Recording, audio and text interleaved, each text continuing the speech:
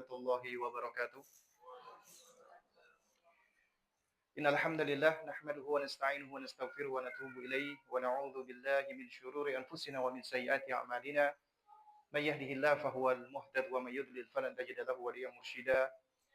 Asyhadu an la ilaha illallah wahdahu la syarika lah wa asyhadu anna Muhammadan abduhu wa rasuluh la nabiyya ba'dah amma ba'd. Fa inna asdaqal kalami kalamullah wa ahsanal huda huda Muhammadin sallallahu alaihi wa alihi wasallam. Wa syarrul umuri muhdatsatuha wa kullu muhdatsatin bid'ah wa kullu bid'atin dhalalah. Jamaah sekalian, para aba wa ummahat, ikhwan wa akhwat, rahimani wa rahimakumullah. Alhamdulillah kita bersyukur di hari ini di tanggal 17 ya. Di bulan yang mulia ini, bulan Ramadan, kita diperkenankan Allah Subhanahu wa taala untuk bisa bersua dan berkumpul di tempat yang spesial ini, di tempat di mana anak-anak kita belajar ilmu yang paling bermanfaat, yaitu mempelajari kalamullah, firman-Nya Allah Subhanahu wa taala. Dan ini juga suatu hal yang membahagiakan bagi saya untuk bisa hadir ya. Karena saya juga ya hitungannya baru tahu juga kalau ada Taut Saku Wadi Mubarak di daerah Bekasi. Ya. Selain di beberapa daerah yang lainnya ya. Termasuk saya pernah juga diundang di salah satu Taut Saku tapi lokasinya di sekitar Tangerang ya. Nah, dan alhamdulillah di kesempatan ini saya diberikan amanah untuk berbagi atau sharing ya, khususnya bagi para ayah bunda sekalian, juga bagi para pengajar ya, para muallim dan muallimat ya, khususnya berkaitan dengan Al-Qur'an. Dan yang akan kita bicarakan ya judulnya adalah menegur dengan cinta. Nah, kenapa kok tiba-tiba kita membahas kok sudah langsung menegur ya? Ini judul tidak mungkin keluar tanpa ada sebab. Ya. Karena yang namanya pendidikan itu tidak lepas dari kalau enggak memberikan perintah dan larangan. Jadi memberikan amrun atau nahyun, atau kita memberikan targhibun wa tarhibun, memberikan motivasi atau memberikan ancaman. Dan itu adalah bentuk perhatian, bentuk daripada pendidikan, bentuk daripada dakwah. Ya. Ketika Allah Subhanahu wa taala berfirman, ya. Ayahsabul insanu ayyutraka sudah. Apakah manusia mengira bahwasanya mereka itu akan dibiarkan begitu saja? Al-Hafidz Ibnu Katsir rahimahullah menukilkan ucapan Imam Syafi'i rahimahullahu taala ketika menjelaskan makna ayyutraka sudah, yaitu dibiarkan begitu saja. Maknanya adalah alla yunha ya wala yu'mar. Apakah manusia mengira bahwasanya mereka setelah diciptakan tidak diberikan larangan, tidak diberikan perintah? Artinya ketika kita diciptakan Allah, kita nggak dibiarkan oleh Allah. Kita diberikan perintah dan larangan. Karena perintah dan larangan itu adalah bimbingan dari Allah Subhanahu wa taala. Demikian pula Allah mengutus para nabi dan rasul adalah misinya mubasysyirin wa mundhirin. Memberikan berita gembira dan memberikan ancaman. Berita gembira bagi mereka yang taat dan ancaman bagi mereka yang menentang dan durhaka. Maka demikian pula tugas kita di dalam mendidik anak kita tidak bisa lepas dari perintah, larangan, motivasi, dan ancaman. Hanya saja, sebagai orang tua, kita harus tahu kapan memberikan perintah, kapan memberikan larangan, kapan memberikan motivasi, kapan memberikan ancaman. Dan itu semua tidak lepas dari yang namanya ilmu. Karena di dalam pendidikan itu ada ilmunya, ada kaidahnya, ada caranya. Ya. Dan itu mengharuskan kita untuk bisa bersikap hikmah. Karena tidak semua orang yang berilmu otomatis menjadi orang yang hakim, orang yang bijak, orang yang ya Allah karuniakan dengan hikmah. Karena kata Ibnu Qayyim rahimahullahu taala, hikmah tidak tegak kecuali dengan 3 rukun. Rukun pertamanya adalah dengan ilmu. Orang yang tidak berilmu alias jahil nggak akan bisa bersikap hikmah. Kemudian yang kedua adalah al-hilmu. Ilmu kemudian hilm, yaitu berlemah lembut. Artinya ilmu tidak mungkin atau akan sulit untuk di-share atau untuk disebarkan tanpa kelemah lembutan. Makanya harus dengan hilmu.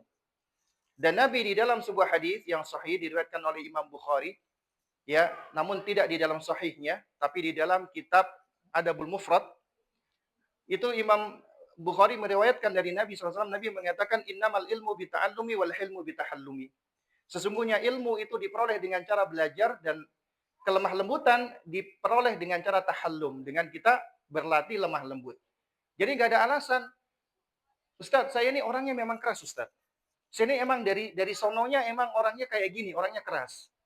Maka kita jawab, ya, bahwasanya seseorang itu dia bisa melatih dirinya untuk bersikap lemah lembut. Jadi nggak bisa dia beralasan, aku membentak anakku karena aku dari sononya keras. Nggak bisa. Jadi setiap orang bisa melatih dirinya untuk bisa bersikap halim. Ya, makanya ilmu diperoleh dengan cara belajar dan kelemah lembutan diperoleh dengan cara tahallum. Kita belajar lemah lembut. Nah, kemudian yang ketiga dari rukun hikmah, apabila tidak ada salah satunya akan runtuh hikmah. Apa yang ketiga adalah al-anatu atau at-ta'anni, yaitu tenang, tidak tergesa-gesa, tidak terburu-buru, tidak gerusa-gerusu, tidak pingin cepet-cepetan, dan tidak pingin serba instan. Makanya lawan dari al-anatu adalah al-ajala, ya, atau istijal, tergesa-gesa. Dan di antara sebab gagalnya dalam aktivitas apapun termasuk pendidikan, juga dakwah, ketika kita selalu tergesa-gesa. Kita ingin cepat-cepatan untuk memetik hasilnya. Ya. Makanya dikatakan oleh para ulama, man istajala qabla awanih uqiba bihirmani. Siapa yang tergesa-gesa ingin memetik sesuatu sebelum waktunya, mesti akan ditimpa dengan kegagalan. Jadi, kalau kita nggak meninggalkan ketergesa-gesaan, maka kita akan gagal. Sebaliknya, kalau kita ta'ani, kita akan insya Allah sukses. Ini hikmah. Makanya Ibnu Qayyim rahimahullahu taala mengatakan hikmah itu fi'lun ma yanbaghi 'alal wajhi alladhi yanbaghi fil waqti alladhi yanbaghi. Hikmah itu adalah melakukan sesuatu yang tepat. Sesuatu tidak dikatakan tepat kecuali harus berangkat di atas dasar ilmu. 'Alal wajhi alladhi yanbaghi, yaitu juga dengan cara yang tepat. Artinya meskipun punya ilmu tapi kalau tidak di-deliver, tidak diantarkan dengan cara yang tepat, ya, maka akan sulit bisa dipahami. Jadi ya jemaah sekalian Allah Subhanahu wa taala, ini menunjukkan bahwasanya hikmah itu membutuhkan kurikulum, membutuhkan metode, membutuhkan thariqah, membutuhkan manhaj. Nah, kemudian fil waqtil ladzi yanbaghi, di waktu yang tepat. Jadi cara yang tepat, ya. Sesuatu itu harus tepat dengan cara yang tepat dan di waktu yang tepat. Itulah hikmah. Maka demikian pula ketika kita di dalam mendidik anak-anak kita. Apalagi kita mendidik anak-anak kita tentang ilmu yang paling istimewa, ilmu yang paling mulia, ya, yaitu ilmu yang berasal dari Allah Subhanahu wa taala, pencipta kita. Dan yang kita pelajari ini bukan ciptaan Allah, tapi firman-Nya, kalamullah, Al-Qur'anul Karim. Al-Qur'an bukan makhluk, bukan ciptaan Allah Subhanahu wa taala. Kita mempelajari ilmu yang istimewa. Tapi jamaah sekalian muliakan Allah Subhanahu wa taala, sayangnya terjadi beberapa fenomena yang patut untuk kita perhatikan dan kita merasa prihatin. Apa itu? Ada sebagian orang meninggalkan Al-Quran. Akhirnya dialihkan dengan hal-hal mereka tidak lagi belajar Al-Quran. Maka ini tentunya suatu hal yang buruk atau jelek. Kemudian ada sebagian orang, alhamdulillah, mereka mau kembali kepada Al-Quran. Tapi ternyata caranya belum tentu benar. Ada yang belajar Al-Quran, kemudian mereka hanya mengejar target saja, kuantitas saja, sesuatu yang tampak, yang hissi, yang tangible. Anak kita katakan sukses atau berhasil apabila hafalannya banyak. Jadi yang dilihat cuman banyaknya saja, kuantitasnya saja. Tapi lupa dengan perkara yang paling mendasar dari kenapa Al-Quran itu diturunkan, dan apa tujuan Al-Quran itu Allah Subhanahu wa taala ya turunkan, yakni supaya bisa memberikan manfaat bagi kita, bagi manusia, bagi anak kita. Karena Al-Quran itu adalah huda linnas, petunjuk bagi manusia dan syifa, dan dia obat. Ya. Nah, ada beberapa fenomena ya Bapak Ibu sekalian mulakan Allah Subhanahu wa taala. Itu tidak sedikit ada orang tua ya khususnya yang anaknya dipondokkan di pondok tahfidz, itu curhat. Ada di antara mereka bilang, Ustadz, anak saya kemarin telepon pingin pulang. Kenapa, Bu? Karena lagi stres. Kenapa stres? Karena besok mau ujian tasmi. Subhanallah. Jadi karena mau ujian, anak ini stres. Dia pingin pulang. Dan biasanya ketika sudah mau ujian, itu tingkat stres semakin tinggi. Nah, ini menjadi pertanyaan.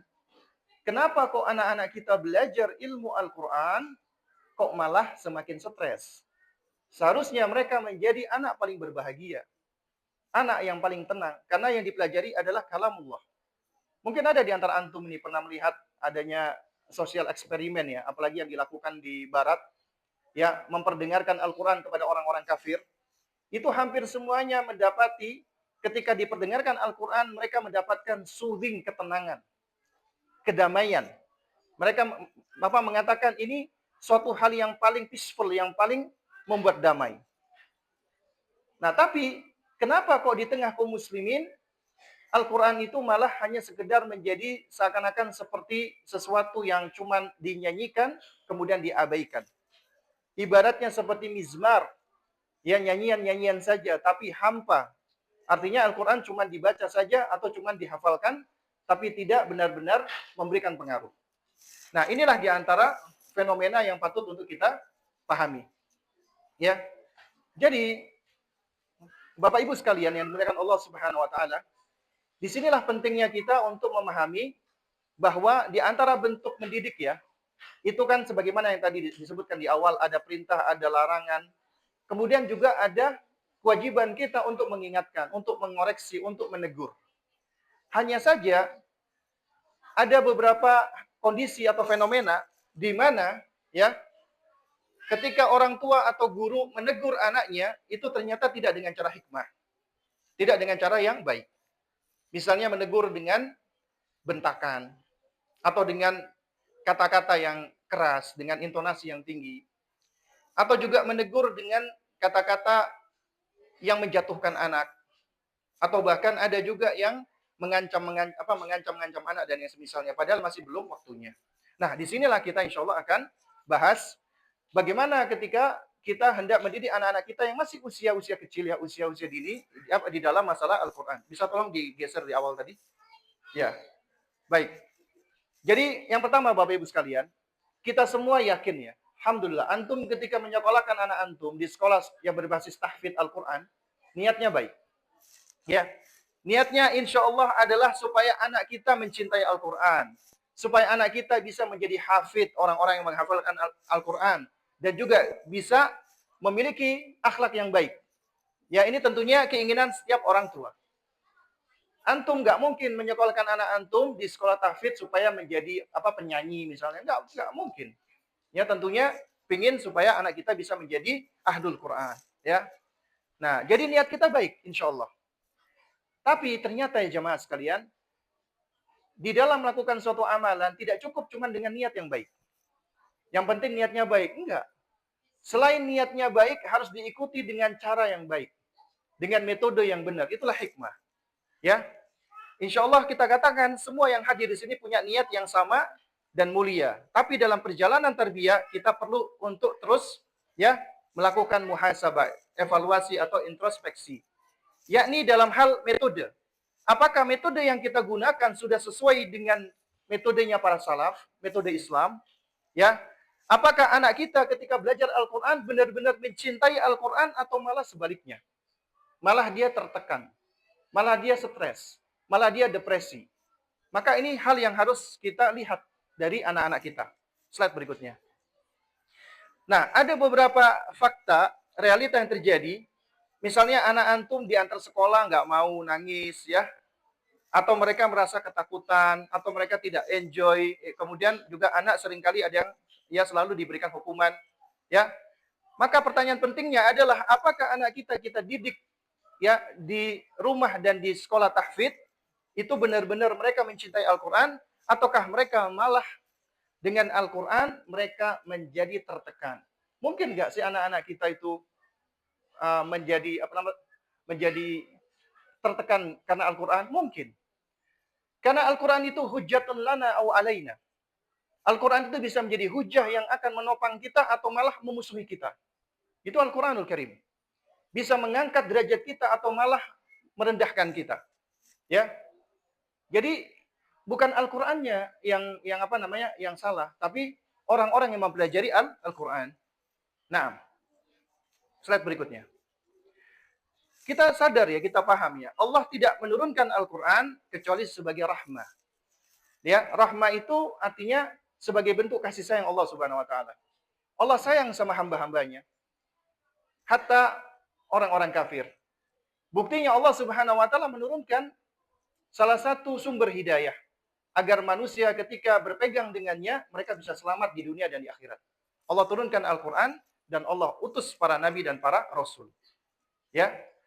Nah, oleh karena itulah Allah Subhanahu wa taala menurunkan Al-Qur'an itu sebagai syifa, penyembuh dan juga sebagai rahmat. Jadi Al-Qur'an seharusnya menjadi rahmat, menjadi sebab ketenangan dan kebahagiaan. Manusia nggak akan bisa tenang kecuali berpegang dengan Al-Qur'an. Dan manusia nggak mungkin bisa bahagia kecuali juga berpegang dengan Al-Quran. Tapi mungkin nggak sih Al-Quran itu menjadi sesuatu yang menyebabkan anak-anak kita itu menjadi nggak suka? Ini pertanyaannya. Menurut antum mungkin nggak? Antum ngajarin Al-Quran, tapi anak antum menjadi benci dengan Al-Quran. Mungkin tidak? Hah? Apakah mungkin? Ya? Menurut antum, wahai para abah, mungkin nggak antum ngajarin Al-Quran, tapi ternyata anak antum malah benci dengan Al-Quran? Mungkin tidak? Hah? Mungkin tidak? Ya ayuhal abah, mungkin tidak? Hah? Mungkin. Mungkin ada yang punya pendapat enggak mungkin Ustaz orang belajar Al-Qur'an kok. Masa belajar Al-Qur'an kok malah jadi gitu. Ya. Nah, jamaah sekalian dengan Allah Subhanahu wa taala. Kita ambil contoh. Ya. Antum tahu sekte yang paling sesat di Islam? Kelompok atau firqah yang paling sesat di dalam Islam? Nabi SAW itu manusia yang paling menjaga lisan beliau. Tapi ketika Nabi ngomong tentang firqah ini, sekte ini, Nabi mengatakan kilabun nar. Anjing-anjing neraka. Itu keras nggak itu? Keras. Mengandung tahdzir, peringatan yang keras. Tapi ketika Nabi menceritakan karakter dari sekte yang Nabi katakan sebagai anjing-anjing neraka ini, yaitu Khawarij, Nabi mengatakan kepada para sahabat nih, sahabat Nabi nih, manusia yang istimewa, yang mulia. Kalau kita ngomong tidak ada manusia setelah para nabi dan rasul yang paling istimewa melebihi daripada sahabat Nabi. Nabi mengatakan ya kepada sahabatnya ketika ketemu sama kelompok ini, orang-orang Khawarij ini, kalian akan menganggap kecil amal kalian. Ya.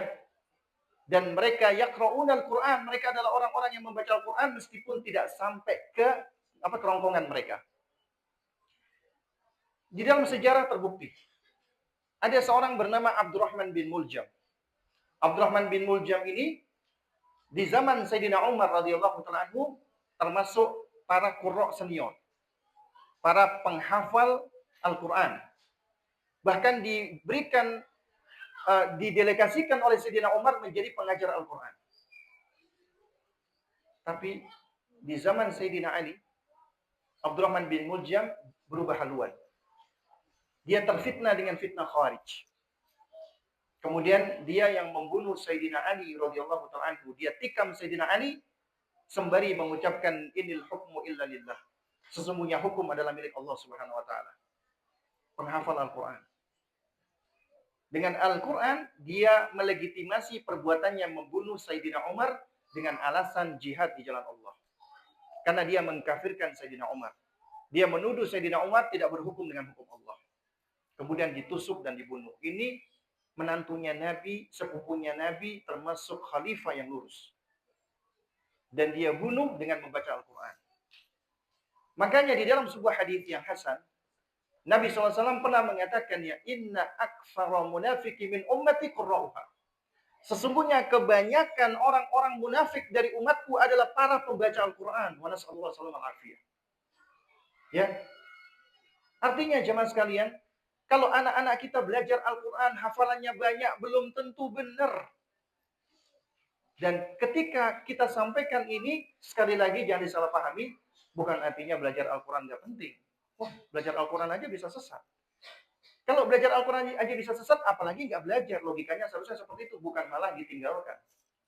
Ya, jadi jamaah sekalian dengan Allah Subhanahu Wa Taala, saya pernah membaca salah satu mungkin biografi seorang tokoh liberal yang mengajarkan kesesatan, udah dihukumi oleh para ulama zindik.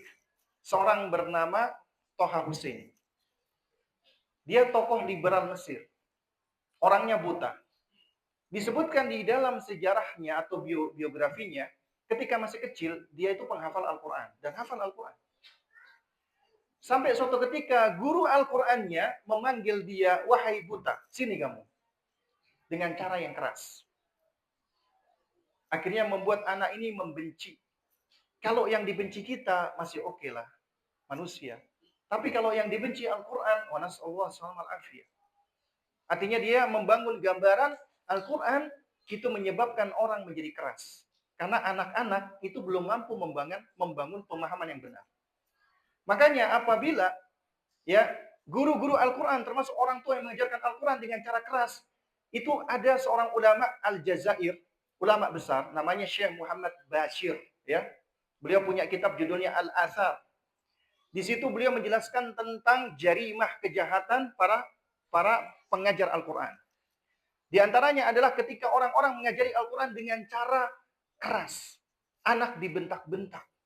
Ya, anak diajarkan Al-Quran dengan cara dibentak-bentak, bahkan dipukul. Dengan tujuan takdib. Padahal ini anak masih kecil-kecil. Itu kata beliau, ini termasuk jarimah. Perbuatan kriminalitas. Karena yang akan terbangun pada anak adalah apa? Bukannya mereka tunduk karena cinta dengan Al-Quran, tapi mereka tunduk karena takut. Dan menyebabkan mereka nggak suka dengan Al-Quran. Gara-gara Al-Quran ini aku dimarah-marahi. Gara-gara Al-Quran ini aku dibentak-bentak. Ini berbahaya jemaah sekalian oleh Allah Subhanahu Wa Taala. Dan ini yang diperingatkan oleh para ulama ya salafan wa khalafan dari zaman dulu sampai sekarang. Bisa dengar. Oleh karenanya, tujuan kita mendidik anak termasuk dalam hal Al-Quran, itu bukan supaya mereka hafalnya banyak, hafalnya cepat, target udah mencapai ini dan itu, banyak juz, bukan itu. Itu bonus. Alhamdulillah, Allah Subhanahu Wa Ta'ala karuniakan kepada manusia, anak-anak kita, itu kemampuan menghafal yang cepat. Kita nggak pungkiri, anak usia dini itu golden age untuk menghafal. Bahkan di antara salah satu metode mendidik adalah dengan mengajari anak menghafal. Baik itu nadham, hadis, syair, termasuk Al-Quran. Di antara faidahnya, ya, waktu di dalam acara daurah ya, yang diselenggarakan oleh Syekh Ali bin Abi Thalib, Surabaya, ya di Batu, ketika itu mengundang Dr. Soleh Sindi, hafizahullah ta'ala. Beliau salah seorang guru besar di Universitas Islam Madinah. Itu salah satu faidah yang beliau sampaikan tentang perbedaan mendidik anak kecil sama orang-orang yang udah gede. Kata beliau, anak kecil itu diajarkan al-hifdzu qabla al-fahmi. Menghafal dulu kemudian memahami. Benar, boleh. Jadi mereka menghafal dulu baru kemudian mereka memahami. Tapi tetap diajarkan ketika mereka menghafal pelan-pelan, kita iringi untuk membangun pemahamannya sampai mereka masuk ke fase tamyiz. Sebaliknya, orang dewasa itu adalah al-fahmu qabla al-hifdzi. Ngerti dulu baru menghafal, itu yang tepat.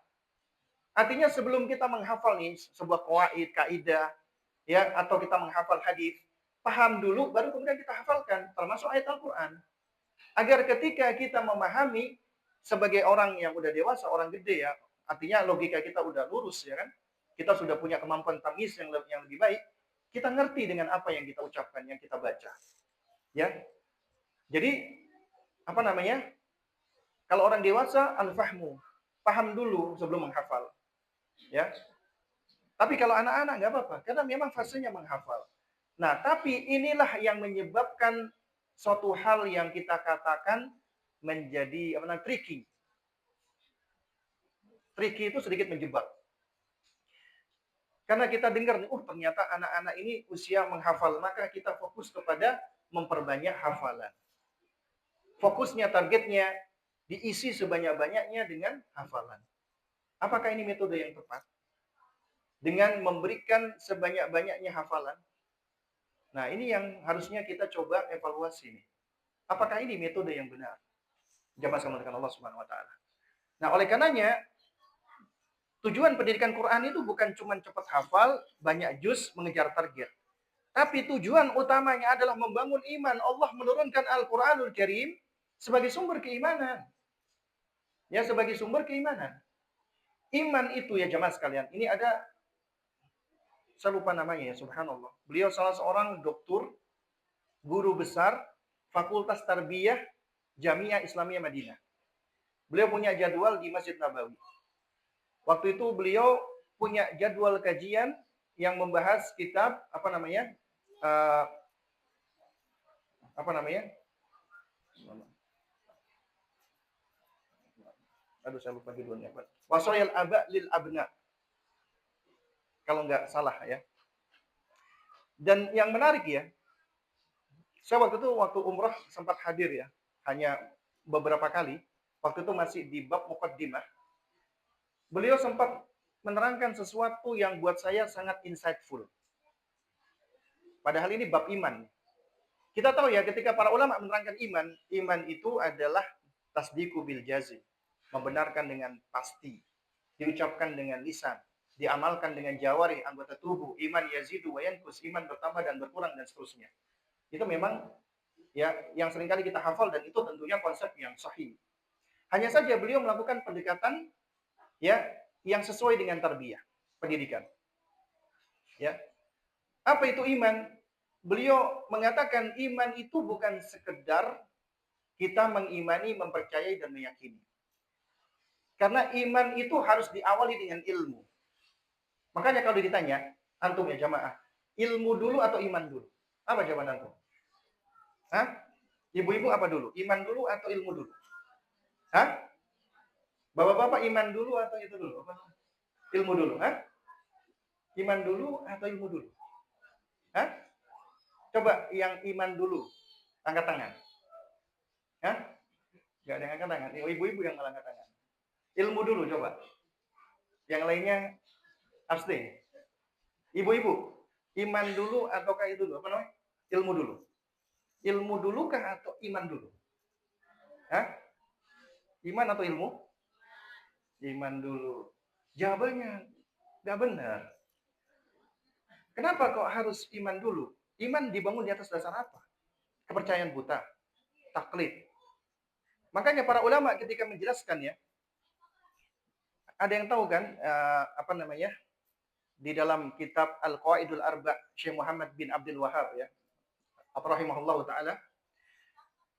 Ya, ketika beliau menerangkan apa namanya? Al-Masaidul Arba'ah di dalam kitab Usulul Salatah. Ya kan? Jadi yajibu alaina ta'allum arba' masail. Wajib atas kita untuk mempelajari 4 hal. Pertama adalah al-ilmu, yang kedua al-amalu bihi, mengamalkannya, yang ketiga adalah ad-da'watu ilaihi, mendakwakannya, yang ketiga adalah as-sabru 'alal adafihi. Kemudian beliau berdalil dengan surat Al-Asr, wal asri, demi masa, innal insana lafi khusrin, sesungguhnya manusia berada di dalam kerugian. Ya. Illal ladzina amanu, kecuali orang-orang yang beriman. Nah, para ulama ketika menerangkan kenapa dalilnya, katanya kan tadi ilmu dulu, tapi surat Al-Asr ini illal ladzina amanu, kecuali orang yang beriman, wa amilus sholihat, dan beramal soleh, yang lainnya itu benar, ya. Kemudian orang yang saling berwasiat, ya nasihat ya, apa namanya, di dalam kebenaran dan juga di dalam apa namanya kesabaran.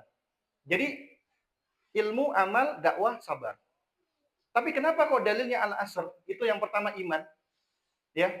Ternyata diterangkan oleh para ulama, iman nggak mungkin tegak kecuali dengan ilmu. Juga sama ini yang disebutkan oleh saya nggak hadir ya, apa namanya? Nama beliau saat ini. Ya, cuman beliau adalah salah seorang guru besar ya di dalam Fakultas Pendidikan ya di UIM ya.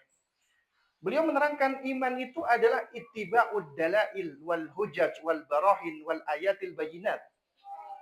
Iman itu adalah mengikuti dalil, mengikuti hujjah, mengikuti ayat al-bayinat, tanda-tanda apa ayat-ayat yang jelas yang nyata. Artinya iman itu ittiba, mengikuti dalil. Iman itu tidak dibangun di atas dasar taklid, Iman itu tidak dibangun di atas dasar ikut-ikutan. Iman tidak dibangun di atas dasar fantasi, imajinasi, khayalan dan lain sebagainya. Makanya orang yang membangun imannya dengan khayalan, fantasi, imajinasi, maka dia membangun keimanannya di atas khurafat, takhayul dan lain sebagainya. Dan kalau antum perhatikan hampir semua keyakinan-keyakinan sesat itu ada pada satu hal. Sebabnya apa? Taklid. Mengikuti nenek moyang. Makanya di dalam Al-Quran, di dalam sejumlah ayat, ketika dikatakan kepada orang kafir, ittabi'u ma anzalallah, ikuti apa yang Allah turunkan, apa jawaban mereka? Bal wajadna alaihi aba'ana. Gak mau, kami cuma mau mengikuti apa yang kami dapati dari nenek moyang kami. Meskipun nenek moyangnya adalah orang-orang yang gak berilmu atau orang-orang yang jahil. Itu disebutkan di dalam sejumlah ayat di dalam Al-Quran. Artinya mereka membangun keyakinannya mengikuti nenek moyang. Mungkin ada di antara antum yang tahu hadis fitrah. Ma min mauludin illa yuladu ala fitrah. Setiap anak atau bayi dilahirkan di atas fitrah. Para ulama mengatakan fitrah itu iman, Islam, tauhid, ma'rifatullah. Fa'abawahu yuhawidanihi, tapi kedua orang tuanya menjadikan dia Yahudi, Nasrani atau Majusi. Tidak disebutkan menjadikan Islam karena sudah berada di atas Islam. Nah, para ulama menerangkan kenapa kok yang disebutkan orang tuanya menjadikan dia Yahudi, Nasrani, dan Majusi, karena keyakinan-keyakinan sesat, menyimpang, itu berasal dari luar. Dan pengaruh yang paling besar dari luar adalah dari orang terdekat, yaitu orang tua. Karenanya argumentasi, kalau antum perhatikan, orang-orang ahlul bidah, wal ahwa, wal musyrikin, wal kufar, dari zaman dulu sampai sekarang, sama. Antum ingatkan, ikuti apa yang Allah turunkan, jawaban mereka tetap sama. Ini yang kami dapati dari nenek moyang kami. Dari leluhur kami, dari orang-orang kami yang dahulu, semua mau bahas masalah bid'ah kah, masalah syirik, jawabannya tetap sama. Kenapa? Karena kesesatan itu didapati mereka dari mengikuti nenek moyang, dari mengikuti orang tua mereka. Adapun keimanan gak boleh diikuti kecuali melalui dalil. Ittiba'ud dalail, mengikuti dalil, mengikuti hujjah, mengikuti al-ayat al-bayyinat. Ayat-ayat yang nyata, yang jelas, yang terang dari Al-Quran dan Sunnah. Makanya nggak boleh seseorang membangun keimanannya kecuali harus melalui Al-Quran dan Sunnah. Makanya seseorang belajar Al-Quran adalah untuk apa? Untuk meneguhkan keimanannya. Ada seorang sahabat, ya, Jundub bin Abdillah al-Bajali radhiyallahu ta'ala. Dan masih banyak ya asar sahabat ya dari Abdullah bin Umar dan lain sebagainya. Itu nanti juga kita sebutkan ada di slide. Beliau mengatakan kunna ghilmanan, ya, apa namanya? Hazawiratan, afwan. Kunna ghilmanan hazawiratan. Kami adalah anak-anak hazawirah. Hazawirah itu adalah usia menjelang balik. Kalau menurut Ibnu Hajar al-Asqalani, hazawirah itu usia 10 sampai 15 tahun. Artinya usia beliau ketika itu udah kisaran 10 sampai 15 menjelang balik. Apa kata beliau? Ketika kami berusia hazawirah, kami bersama dengan Nabi sallallahu alaihi wasallam, ya, kunna nata'allamul iman qabla an nata'allamal Qur'an. Kami dahulu belajar kepada Nabi masalah iman dulu sebelum kami belajar masalah Quran. Thumma ta'allamna al-Quran, kemudian baru setelah itu kami mempelajari Al-Quran, fasdatna bihi imanan. Baru kemudian bertambah keimanan kami. Demikian pula kata Syekh Muhammad bin Abdul Wahhab rahimahullah ta'ala di dalam kutayib beliau, judulnya Ta'limus Sibyan at-Tauhid. Mengajarkan anak-anak tauhid. Di mukaddimahnya beliau mengatakan, ya inilah yang seharusnya diajarkan oleh segenap orang tua sebelum mengajarkan Al-Quran. Artinya harus mengajarkan iman dulu, tauhid dulu. Jadi sebelum mengajarkan tentang keimanan, itu harus dibangun dulu. Sebelum diajarkan tentang Al-Quran, dibangun dulu pondasinya. Ya. Nah, oleh karenanya jemaah sekalian Allah Subhanahu wa taala, kaidahnya para salaf itu adalah al-imanu qabla al-Quran, mengajarkan iman dulu sebelum Al-Quran. Nanti kita lanjutkan di slide berikutnya. Nah, oleh karenanya akan berbahaya apabila kita mendidik anak kita fokusnya cuma target. Ya, targetnya cuma hafalan saja. Apakah nggak boleh, Ustaz? Boleh, tapi sesuaikan dengan kemampuan anak, kondisi anak, dan penyesuaian yang paling tepat disesuaikan dengan usia, selain dengan kemampuan. Ya, Bukan artinya nggak boleh ya, jangan disalahpahami. Tapi kalau targetnya itu keberhasilan atau tidak berhasilnya hanya dilihat dari hafalan, maka ini yang masalah, ya, yang jadi masalah. Ya, ibaratnya seperti pohon yang dipaksa tumbuh. Ya, pohon dipaksa tumbuh cepat dengan dikasih pupuk lah dan lain sebagainya supaya cepat berbuah matang, akhirnya diberikan bahan-bahan kimia, karbit, akhirnya pisang atau buah-buahan dikasih karbit, cepat masak, cepat busuk. Akhirnya muncul generasi karbitan. Waliyadzubillah. Ya, makanya jangan sampai kita tertipu pengen cepat panen, tapi ternyata kualitasnya nggak bagus. Ya tumbuh cepat, tapi ternyata nggak kuat. Akarnya dangkal, mudah sekali rubuh, ya, dan nggak bertahan lama. Maka demikian pula anak yang cuma ditarget, anak merasa tertekan, menghafal tanpa cinta, akhirnya menjauhi Al-Quranul Karim. Tentunya ini yang tidak kita inginkan. Ya, slide berikutnya. Nah, kenapa anak itu bisa membenci belajar? Semua belajar, termasuk dengan Al-Quran.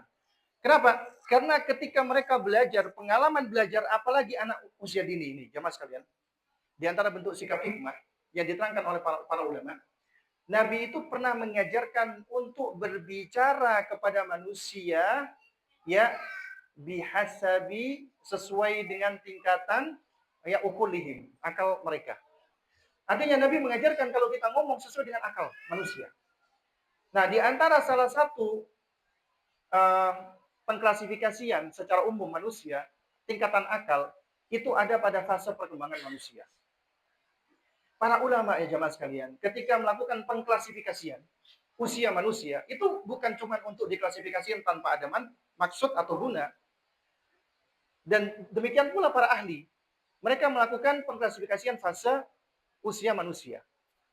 Dan ketika dilakukan penelitian luar biasa ya, para ahli modern melakukan pengklasifikasian dengan melihat karakter dan sifat, itu ternyata mirip dengan pengklasifikasian yang dilakukan oleh ulama kita.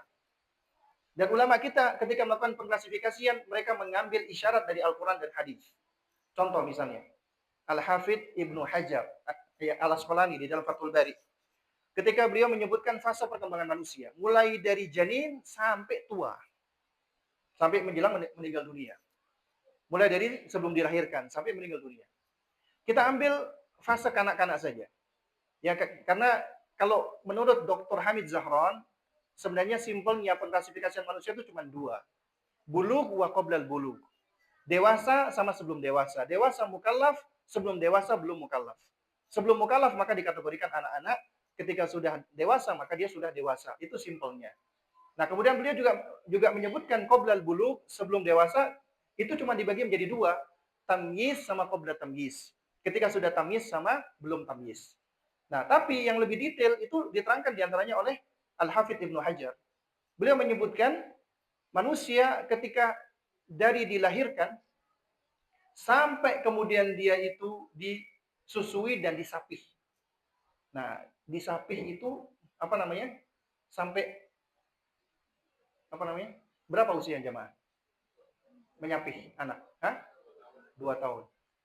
Makanya beliau mengatakan usia 0 sampai 2 tahun adalah usia sibian. Usia bayi. Sobi bayi. Ya. Dan ini sama. Jean apa namanya? Apa namanya ini? Piaget ya. Jean Piaget di dalam pengklasifikasian teori apa kognisinya itu menyebutkan teori praoperasional itu 0 sampai 24 bulan, 18 sampai 24 bulan. Sama. Menariknya 18 bulan dan 24 bulan itu kalau kita ambil kalender Hijriyah 2 tahun itu kurang lebih ya apa namanya? Kalau 2 tahunnya ya itu dari apa yang diteliti oleh para ulama itu mirip. Karena 2 tahun dalam kalender Masehi dengan Hijriah itu beda. Ya, itu enggak sama. Tapi ternyata nilai atau angka itu ternyata kurang lebih hampir sama yang disebutkan oleh para ahli. Ya. Jadi 0 sampai 2 tahun sobi, sibian. Dan kata para ulama ini fase tasmi' wa talqin. Fase kita melakukan pendekatan dengan tasmi' wa talqin. Kenapa? Karena yang berkembang paling optimal di masa ini adalah indera pendengarannya. Karena Allah Subhanahu wa taala ketika berfirman menjelaskan tentang indera belajarnya manusia ya, adawat li ta'allum itu selalu menyebutkan berurutan. Ya. Yaitu pertama as-sam'u, kemudian al-absar atau al-basar, yang ketiga al-af'idatu atau al-fuad. Itu selalu berurutan, pendengaran, penglihatan, pemahaman. Ternyata yang tumbuh berkembang belakangan pemahaman. 0 sampai 2 tahun adalah fase bayi tasmi' wa talqin. Dan ini dipraktikkan oleh para sahabat dan para salaf. Contohnya Ummu Sulaim. Ummu Sulaim itu ibunya siapa? Sahabat Anas bin Malik. Ketika masuk Islam, Anas bin Malik masih di usia menyusui, itu Ummu Sulaim biasa mentalkin anaknya untuk mengucapkan la ilaha illallah wa asyhadu anna Muhammad Rasulullah. Udah ditalkin. Sampai suaminya yang musyrik itu datang marah-marah. Ya. Istrinya dituduh meninggalkan agama nenek moyangnya. Sampai akhirnya dia keluar, kemudian dia mati. Ayahnya Anas bin Malik. Ya. Kemudian yang kedua adalah fase dari 2 sampai 7 tahun. Nah, ini menarik ini. Kenapa sampai 7 tahun? Ini anak-anak antum nih, usia TK nih. Ya, usia TK tuh 3, 4, 5. Jadi mulai dari 2 sampai 7 tahun. Itu disebut oleh Ibnu Hajar dengan nama gulam. Makanya kalau ada hadis umumnya ketika Nabi mengatakan ya gulam, itu biasanya usia kisaran 2 sampai 7 tahun. Ya, gulam namanya. Nah, ini fase di mana yang lebih dominan penglihatan mereka. Makanya ini fase adalah fase kita lebih banyak memberikan contoh daripada memberikan instruksi. Kita memberikan teladan daripada kita memberikan perkataan-perkataan. Makanya para ulama sampai beristimbat di antara salah satu kaidah pendidikan adalah al-uswatul hasanah muqaddama 'alal mau'izatil hasanah. Memberikan contoh yang baik lebih dikedepankan daripada memberikan nasihat yang baik. Diakui sama orang barat. Ini termasuk golden rules, yaitu showing before telling. Tunjukkan dulu sebelum kita sampaikan.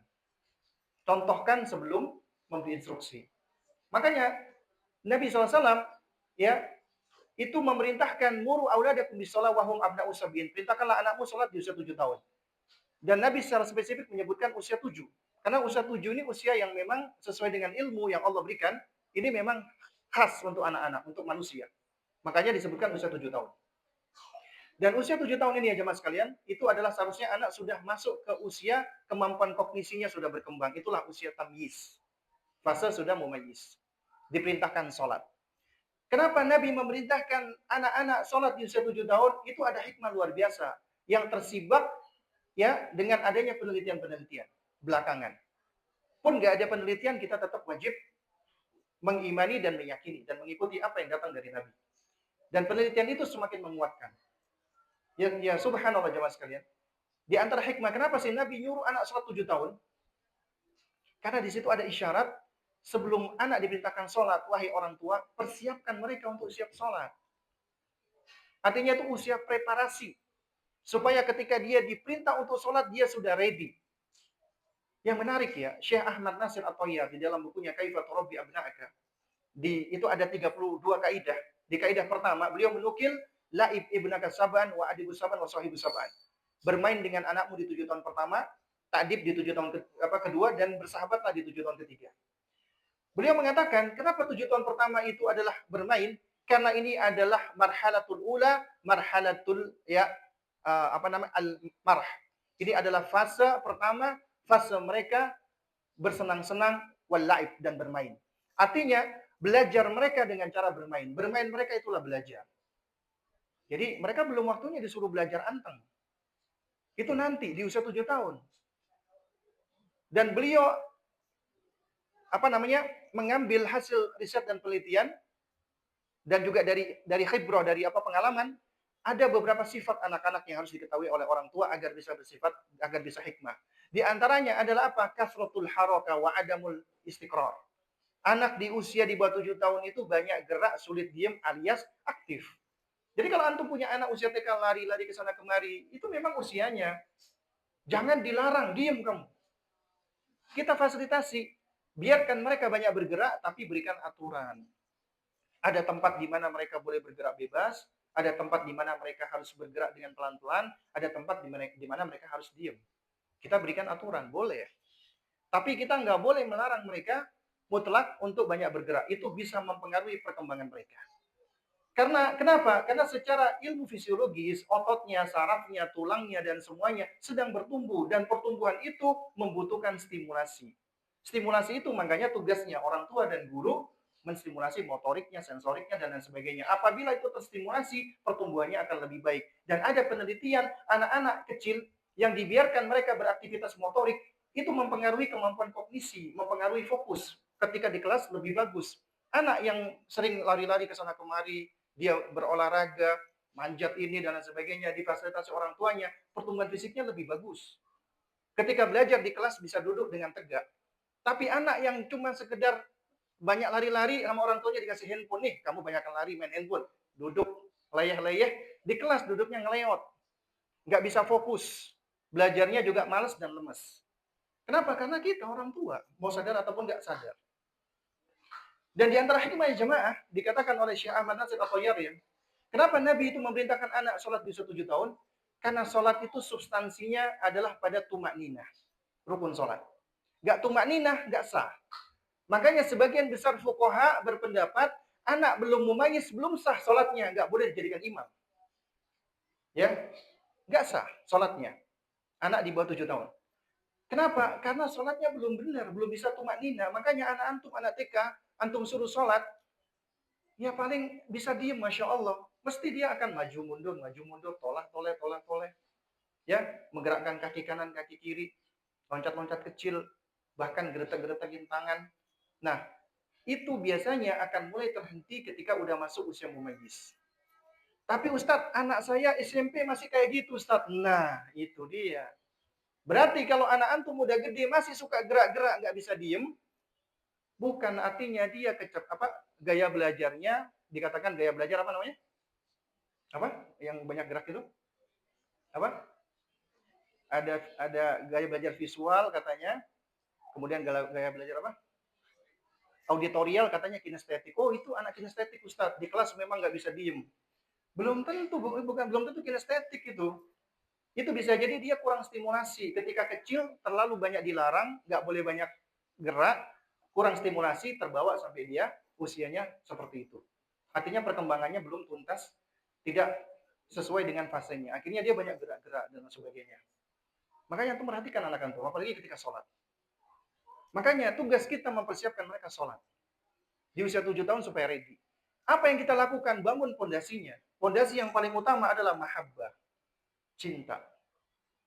Makanya kita fokus ngajarin akidah dan tauhid. Dan kita contohkan ya jemaah, mereka itu usia menjadi observer, pengamat yang luar biasa. Apa yang ada di sekelilingnya mereka serap. Antum kalau sering sholat di masjid, bapak-bapaknya, ibu-ibunya sholat juga di rumah, kemudian sholat sunnah, itu yang akan dicontoh sama mereka. Itu yang akan ditiru. Karena anak itu secara perkembangannya, itu diakui juga oleh para ulama kita, ya, bahkan Syekh Yusuf Muhammad Al-Hasan di dalam Al-Wajiz fi Tarbiyah, Allah mengkaruniakan dua jihazan kepada anak kita. Jihaz al-iltiqat sama jihaz al-muhakah. Jihaz al-iltiqat artinya instrumen untuk menerima maklumat, menerima informasi, pendengaran, penglihatan. Kemudian baru direspon menjadi muhaka. Muhaka itu artinya apa? Meniru, mimikri, mencontoh, mengcopy paste, menduplikasi. What they see, they learn, they act. Mereka lihat, mereka pelajari, mereka ikuti. Itu anak-anak usia TK. Nah, makanya kita harus memahami anak usia dini. Mereka belajarnya melalui bermain. Fokusnya masih pendek. Coba ya jemaah. Setelah tumak nina, apa di antara substansi sholat yang penting? Khusyuk. Memang khusyuk bukan rukun, tapi termasuk kesempurnaan sholat. Khusyuk itu berkaitan dengan fokus. Anak-anak kecil itu ya jemaah, belum bisa fokus. Fokusnya masih pendek. Ya, kurang lebih 5-10 menit aja berarti udah luar biasa nih anak ini. Nah, tugas kita adalah membangun supaya dia punya resiliensi fokus. Supaya ketika dia itu belajar, termasuk ketika dia sholat, beribadah, dia bisa tenang. Tumak ninahnya bukan cuma dia mematung, nggak ngerti, tapi fokus, khusyuk, ya. Nah, makanya mereka itu anak-anak yang penuh energi dan rasa taunya tinggi. Kata Syekh Ahmad Nasir At-Tayyar, sifat mereka kasratul as'ilah, banyak bertanya. Makanya kalau banyak nanya itu diantara salah satu hal yang alami, bagus. Salah satu tanda perkembangan yang bagus. Jangan dibunuh rasa ingin tahunya.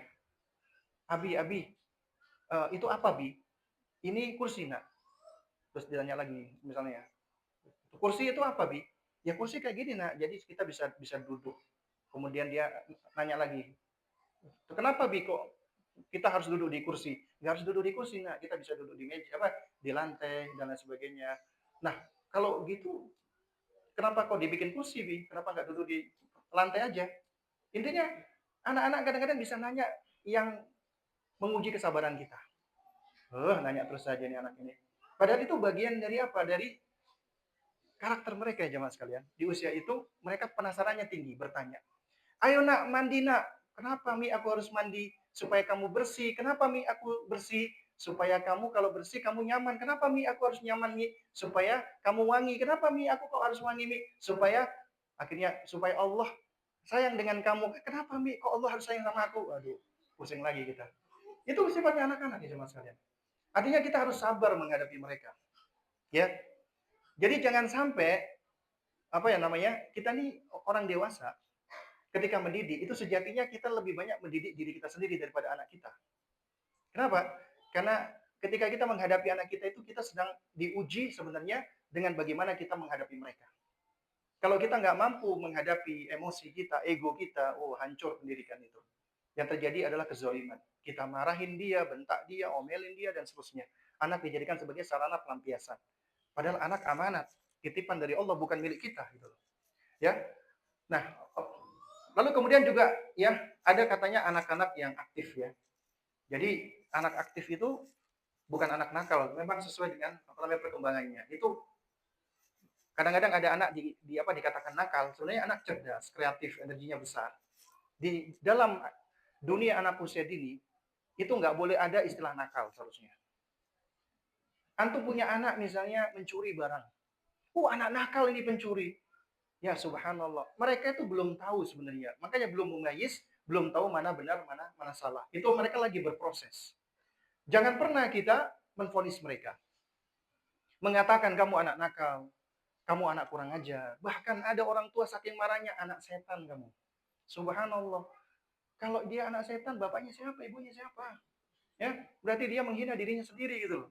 Sampai mengatakan seperti itu, saking marahnya sama anaknya. Ya jemaah sekalian dengan Allah Subhanahu wa taala.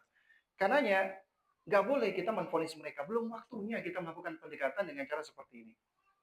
Pun sekiranya mereka sudah gede juga, jangan kita melakukan pendekatan dengan menvonis mereka.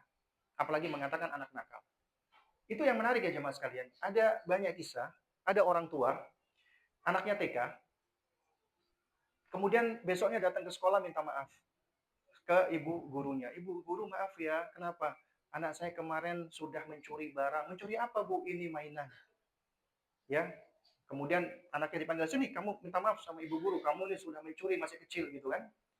Padahal ya jemaah, anak usia dini itu masih belum ngerti secara mumpuni konsep at-tamlik atau tamalluk, konsep kepemilikan. Masih fase egosentris. Mereka itu fasenya punyaku, punyamu, punyaku. Itu anak-anak usia dini gitu loh. Kalau kita nggak ngerti, kita udah nganggep ini dia ketemu barang nih, dia ambil, dia bawa pulang, kita nganggep dia sudah mencuri. Padahal dia belum tahu, belum ngerti, belum benar-benar paham.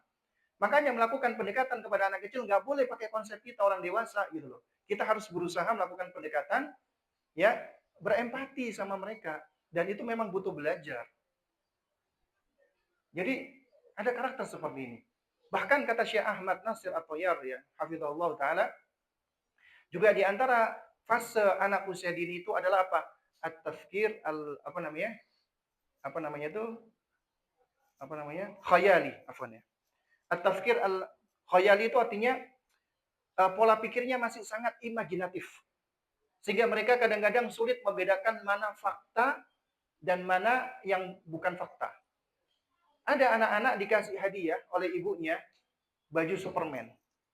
Kemudian dia melompat dari balkon. Kenapa? Karena dia menganggap bahwasanya Superman bisa terbang ya gara-gara baju tadi. Artinya dia belum mampu untuk seringkali belum mampu benar-benar bisa membedakan mana real dan mana bukan real. Makanya harus hati-hati. Juga ada orang tua, Ustadz, anak saya perlu diruqyah deh Ustadz. Kenapa? Suka ngomong sama tembok Ustadz. Subhanallah, ternyata itu karena daya imajinasinya tinggi, dia tuh nganggap punya teman. Jadi ada anak-anak yang daya imajinasinya tinggi, dia itu nganggap benda-benda itu seperti makhluk hidup, bisa diajak ngomong.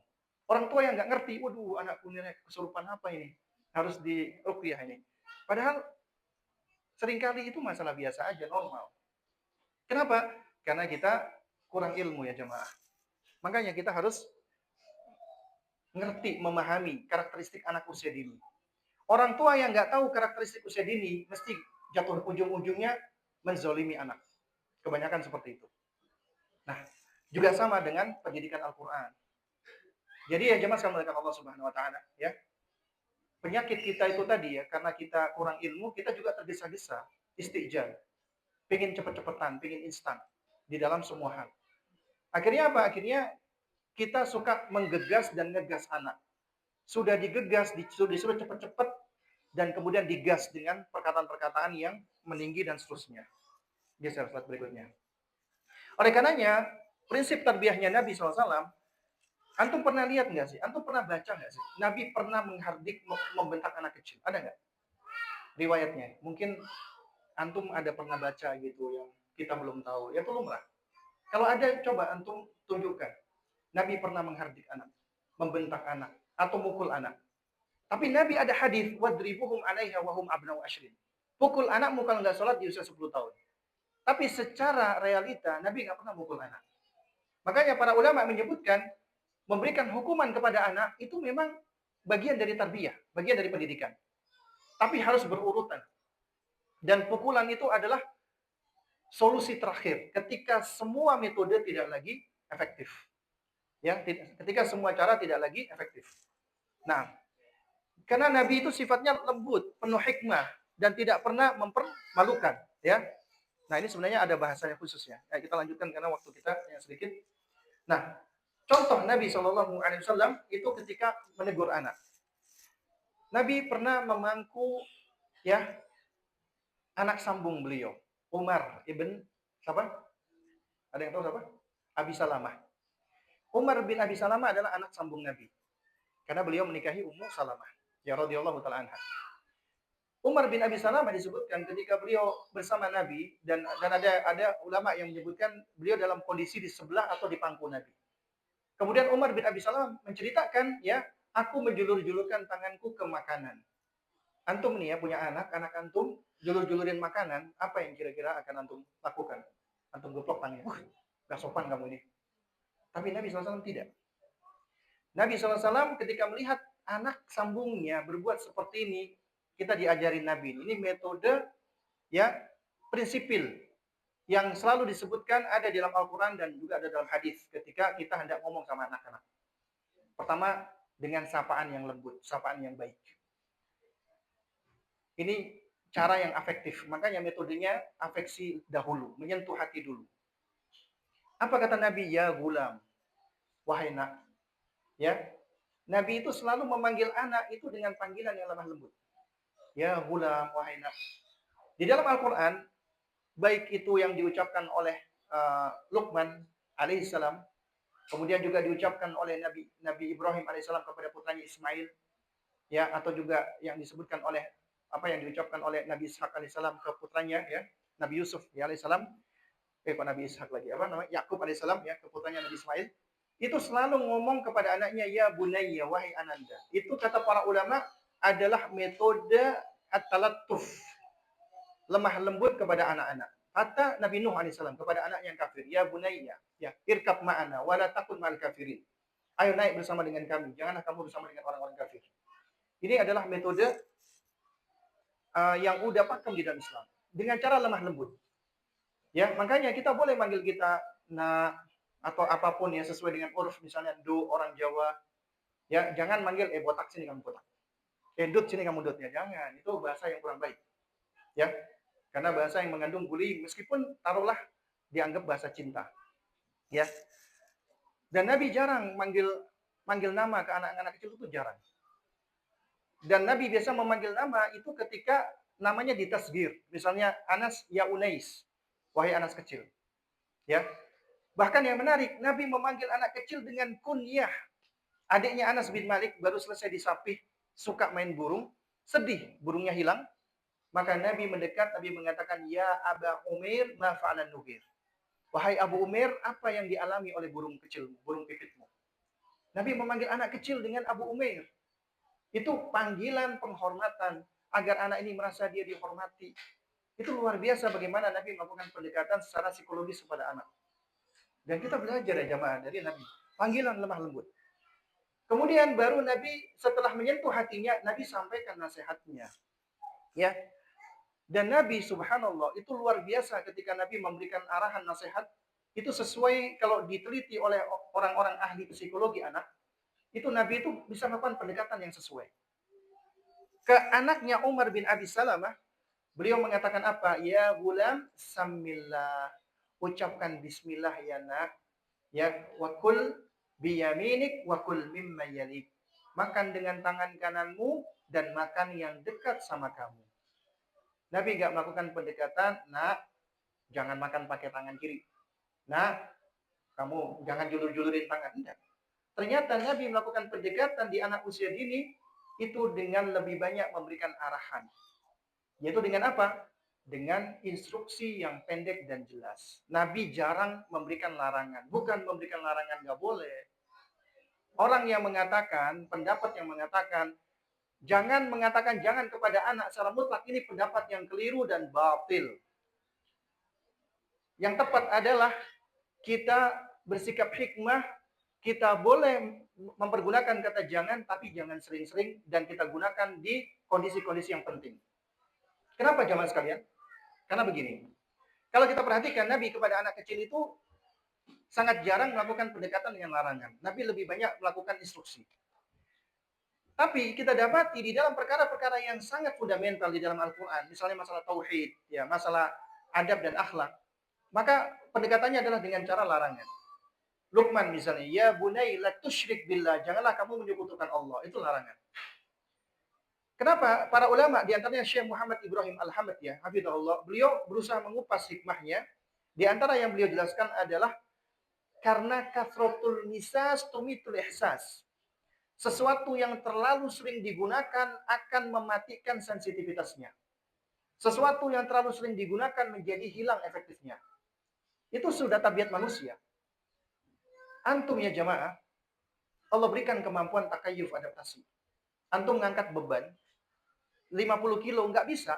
Tapi kalau antum angkat tiap hari 5 kilo, naik 10 kilo, 15 kilo, lama-lama bisa. Antum nggak akan bisa lari 40 km langsung, tapi antum latih 1 kilo, 5 kilo. Artinya ada kemampuan takayuf. Nah, juga demikian dalam hal yang negatif. Apabila kita terlalu sering terstimulasi dengan sesuatu, hilang sensitivitasnya. Antum ketika dipegang perutnya geli, tapi setiap hari disentuh perut antum, jadi nggak geli lagi. Antum ketika di jalan, ya ngelihat betis wanita, antum istighfar, astagfirullah, astagfirullah. Tapi setiap hari ketemu, artinya biasa. Itu adalah kondisi kita manusia. Sesuatu yang terlalu sering terstimulasi akan hilang sensitivitasnya. Maka demikian pula dalam pendidikan. Antum terlalu sering mempergunakan satu metode, nggak berguna, hilang efektifnya. Ketemu anak sedikit-sedikit, jangan, nggak boleh, jangan, nggak boleh, jangan, nggak boleh, jangan dan nggak boleh, menjadi tidak lagi begitu berguna.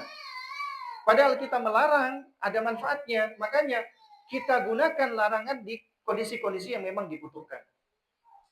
Misalnya mau keluar rumah, kamu nggak boleh keluar rumah, kamu jangan begini, jangan gitu, kamu jangan nulis ini, jangan itu, pokoknya semuanya jangan. Itu malah bisa membunuh kreativitas anak.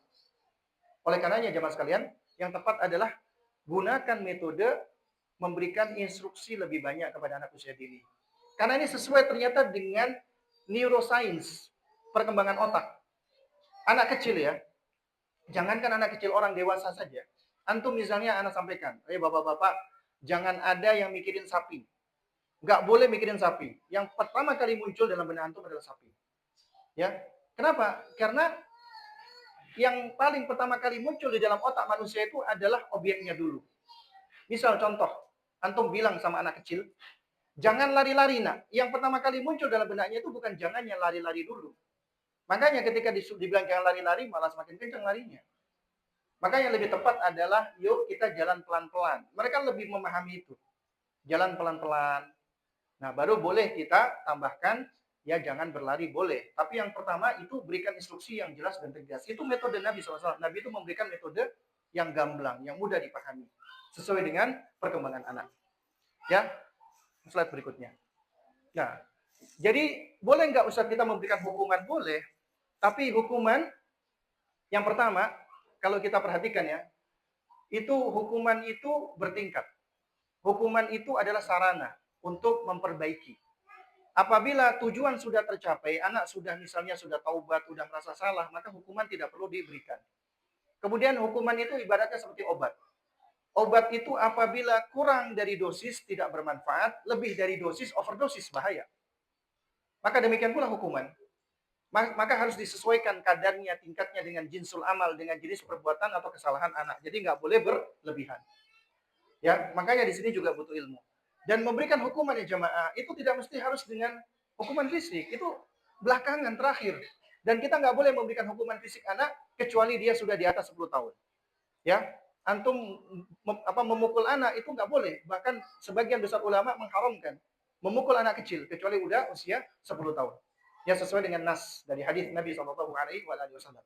Ya, nah hukuman itu mulai dari contoh yang paling ringan kata Syekh Yusuf Muhammad Al Hasan itu min nadhar, dari pandangan mata. Misalnya antum melotot, anak antum bersalah antum pelototin, itu juga termasuk hukuman. Atau antum membuang muka, itu juga termasuk hukuman.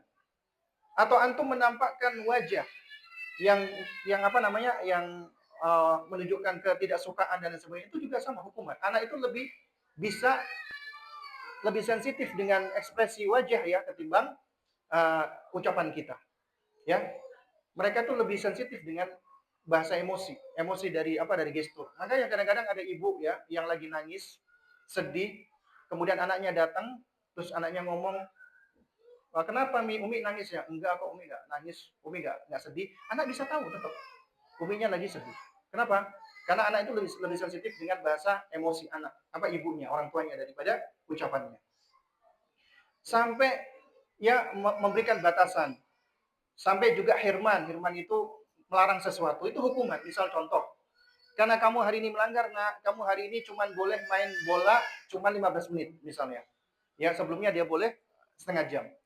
Atau kamu hari ini nggak boleh sama sekali main bola karena dia melakukan pelanggaran. Maka memberikan hukuman-hukuman itu seperti ini boleh, ya. Tapi nggak boleh mempermalukan anak sampai memberikan hukuman kamu nggak boleh makan nanti sampai jam 10 misalnya, atau hukuman yang sifatnya dapat dapat memberikan madharat. Termasuk jamaah sekalian yang banyak diterapkan, dan ini mohon maaf ya, adalah memberikan hukuman dengan ibadah. Ada hukuman, ada di beberapa sekolah, ya termasuk anak saya, pernah diberikan hukuman menulis ayat Al-Quran. Ada juga yang diberikan hukuman menghafal Al-Quran. Subhanallah. Ini ibadah. Ya, jangan sampai ibadah itu dijadikan sebagai hukuman.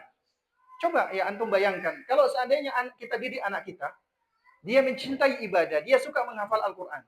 Kemudian dia bersalah, diberikan hukuman yang dia sukai. Kira-kira hukumannya efektif nggak? Padahal hukuman itu tujuannya untuk memberikan efek, ya, supaya dia tahu dia salah dan dia mau mengakui kesalahan dan dia mau tobat. Misalnya dia diberikan hukuman, ayo kamu hari ini kamu harus menghafal surat ini, dia senang. Wah, berarti aku besok tak ngulang lagi kesalahan supaya aku bisa melakukan apa yang aku sukai atau aku cintai. Itu malah nggak efektif. Jadi jangan memberikan hukuman anak dengan ibadah. Karena tujuan daripada hukuman diberikan, hukuman itu semuanya itu kebanyakan tidak menyenangkan. Kenapa? Supaya mereka tahu mereka ini melakukan kesalahan, ini konsekuensi. Konsekuensinya adalah hal yang tidak menyenangkan, yang mana mereka harus melakukannya. Jangan memberikan hukuman hal-hal yang membuat senang. Ya, misalnya, wah kamu karena melanggar, kamu besok Umi ajak jalan-jalan, ya subhanallah, yang efektif dong. Ya, jadi artinya ketika antum menjadi anak untuk mencintai ibadah, jadi malah nggak efektif. Atau sebaliknya, hukuman itu menurut dia adalah suatu hal yang tidak menyenangkan. Berarti antum membangun benaknya anak antum, ibadah itu suatu hal yang sebagai hukuman gitu. Ini suatu hal yang nggak menyenangkan. Itu malah berbahaya. Nah, oleh karenanya jangan menghukum anak dengan ibadah, ya. Akhirnya nanti dia akan menjadi sholat, misalnya dihukum sholat, nanti jadi hukuman, ya disuruh hukum baca Al-Quran jadi tekanan. Ya, slide berikutnya. Lalu gimana cara kita menegur anak dengan cinta? Ini terakhir ya, karena udah waktu ya. Jadi ya coba sekali Allah Subhanahu Wa Taala ini kepada siapapun, ya untuk diri kami sendiri, para asatidah, ya ustadz-ustadz, ya dan juga para wali murid, para ayah dan bunda, ketika menegur anak, ya maka tujuan orang tua menegur anak itu bukan melampiaskan emosi, bukan untuk intikom, kita ini kesel, dendam, ya bukan. Tapi tujuan kita menegur anak itu karena cinta. Karena kita sayang sama anak kita, maka dia perlu ditegur. Karena bukti daripada cinta nasihat. Maka hadirkan niat karena Allah. Niatnya tulus ingin meluruskan dia. Makanya dikatakan oleh para ulama, al-kalamu idza kharaja minal qalbi yadkhulu fil qalbi. Suatu perkataan apabila itu meluncur dari hati, maka akan mudah masuk ke dalam hati. Makanya orang tua yang ikhlas ketika menegur, insya Allah itu akan lebih bermanfaat. Nah, kemudian ketika menegur anak, yang lebih tepat adalah kita dekati anak kita. Bukan manggil, Ahmad, sini kamu Ahmad. Nggak dengar. Ahmad, nggak dengar, teriak lagi gitu. Akhirnya apa? Kita cuma buang-buang tenaga. Ya, yang lebih dekat adalah kalau kita panggil nggak dengar, kita deketin dia. Ya, kita mendekat kepada anak kita. Jadi, jangan gengsi menjadi orang tua. Aku kan orang tua, anak yang harus kemari. Ya, jamaah sekalian. Ketika antum ingin mendidik anak antum, metodenya adalah pendekatan. Namanya pendekatan, antum yang mendekati, bukan antum suruh dia mendekat. Karena al-jaza min jinsil amal. Insya Allah ketika antum sering mendekat kepada dia, dia kelak akan senang mendekat sama antum. Termasuk ketika antum sudah tua. Tapi kalau cuma antum suruh mendekat, cuma perintah doang, dan dia merasa nggak nyaman, kelak dia akan menjauh dari antum. Oleh karenanya, dekati dia datang. Bukan kita panggil dari jauh. Kemudian kita bicara dengan cara yang lembut. Ya jamaah sekalian Allah Subhanahu Wa Taala. Ketika antum ngomong sama anak, cara yang paling tepat itu adalah antum menyamakan level wajah antum. Jangan antum berdiri, dia di bawah, antum dari atas, dia dongak ke atas. Itu kurang efektif. Tapi antum duduk, atau antum angkat dia. Antum gendong dia. Atau antum letakkan, antum sejajar sama dia, pandang matanya. Itu akan lebih efektif. Daripada antum ngomel-ngomel. Lihat matanya dalam-dalam, kemudian kita ngomong dengan perkataan yang baik. Ya jemaah sekalian, metode Islam itu luar biasa sempurna. Metode yang menghimpun antara ar-rahmatu wal quwwatu. Sifat rahmah dan sifat kekuatan. Juga menghimpun antara sifat lemah lembut tapi juga tegas. Tegas tapi lemah lembut, bukan keras, beda. Tetap kita bisa tegas, tetap kita ngomongnya lemah lembut, nggak perlu teriak-teriak, nggak perlu kita sampai mengangkat suara, adu otot leher. Ya, jadi kita gunakan suara yang tenang dan penuh kasih. Dan yang lebih baik lagi kita ngomong, nak, Abi mau ngomong sama kamu, Umi mau bicara sama kamu. Jadi nggak langsung pada intinya. Ya, Nabi SAW itu mengajarkan metode ketika hendak menyampaikan sesuatu, nggak langsung menyampaikan nasihat. Ya, Nabi kadang-kadang itu melakukan pendekatan dengan ya misalnya seperti kepada Abdullah bin Abbas radhiyallahu taala anhu. Allahumma shalli ala Nabi. Ya. Beliau mengatakan apa? Ya gulam, inni uallimuka kalimat. Wahai nak, aku akan menyampaikan kepadamu sejumlah perkataan. Nabi nggak langsung menyampaikan nasihat. Tapi Nabi katakan, nah ibaratnya Abi pengen ngomong sama kamu. Dia menunggu. Oh, mau ngomong apa ini? Berarti itu merangsang fokusnya dia. Jadi dia akan fokus berusaha untuk mendengarkan antum. Ketimbang antum langsung menyampaikan, nah, kamu tadi begini enggak. Kita sampaikan, nah, Abi atau Umi pengen ngomong sama kamu. Maka dia berusaha mendengarkan, Abi sama Umi pengen ngomong apa.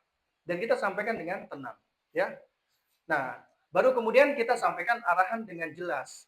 Tadi Abi lihat kamu ya waktu berjalan kamu sempat menendang mainannya adik. Benar enggak? Nah, tanya dulu, jangan langsung dituduh. Ya. Kita lihat dia sengaja atau tidak. Gitu.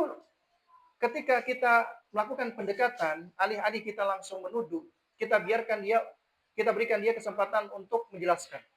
Ini namanya metode kita menverifikasi dulu sebelum kita melakukan sesuatu. Ya. Nah, ketika dia misalnya udah jelas melakukan kesalahan, maka jangan kita permalukan dia. Ya, jadi tetap kita jaga harga dirinya. Kita tanya, "Iya, Bi, aku tadi tendang mainan adik. Kenapa kamu kok menendang mainan adik?"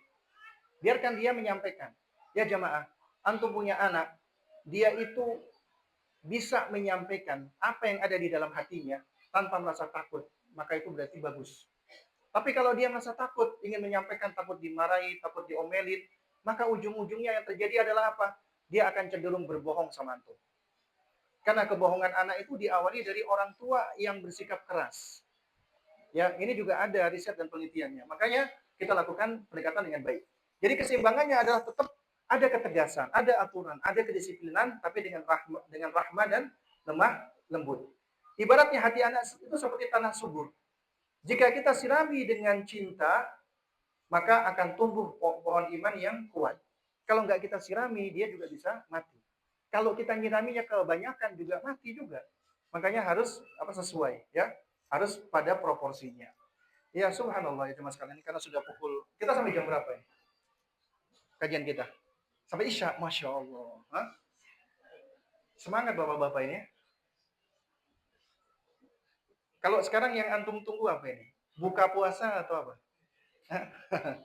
Nah, masya Allah. Kita kita sampai jam berapa? Oh, udah selesai. Berarti udah boleh pulang nih.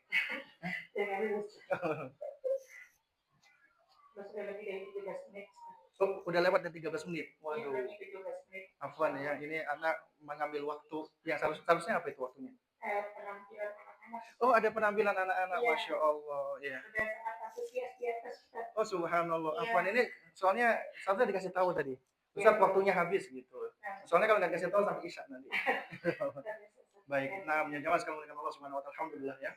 Jadi saya pikir acaranya itu sampai berbuka ya. Cuman kok saya ingat waktu baca Tor, pokoknya sampai jam 5 ya. Jadi sebelumnya saya ucapkan mohon maaf ya atas molornya waktu. Mudah-mudahan tidak mengganggu semangat adik-adik kita yang ingin tampil. Berarti nggak ada acara tanya jawab ya berarti ya? Ya, alhamdulillah. Tanya jawabnya kan izin kita tampung dulu dari sekolah. Yang sekolah konfirmasi ke Ustaz, izin Ustaz. Oh, jadi ditampung terus? Tampung terlebih dahulu, alamatnya dan abinya. Yang ingin menanyakan nanti kita konfirmasi ke Ustaz. Oh, jadi nanti diberikan ke saya, nanti saya minta Ustaz di sini menjawab gitu ya? Yes. Alhamdulillah. Nanti Ustaz-Ustaz ini menjawab.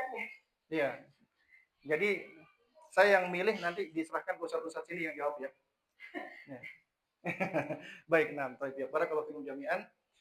Baik para abah dan ummahat sekalian melakukan Allah Subhanahu wa taala ya. Jadi karena waktu kita sudah selesai dan insyaallah taala ya kita akan menyaksikan ada penampilan dari anak-anak kita. Mudah-mudahan apa yang disampaikan ini dapat memberikan manfaat. Yang hak tentunya datangnya dari Allah Subhanahu wa taala, yang batil, yang keliru datangnya dari diri saya pribadi, dan mohon jangan dimasukkan ke dalam hati. Semoga apa yang disampaikan memberikan manfaat. Aku qouli hadza wa astaghfirullah li wa lakum. Subhanakallahumma wa bihamdik asyhadu an la ilaha illa anta astaghfiruka wa atubu ilaik. Assalamualaikum warahmatullahi wabarakatuh.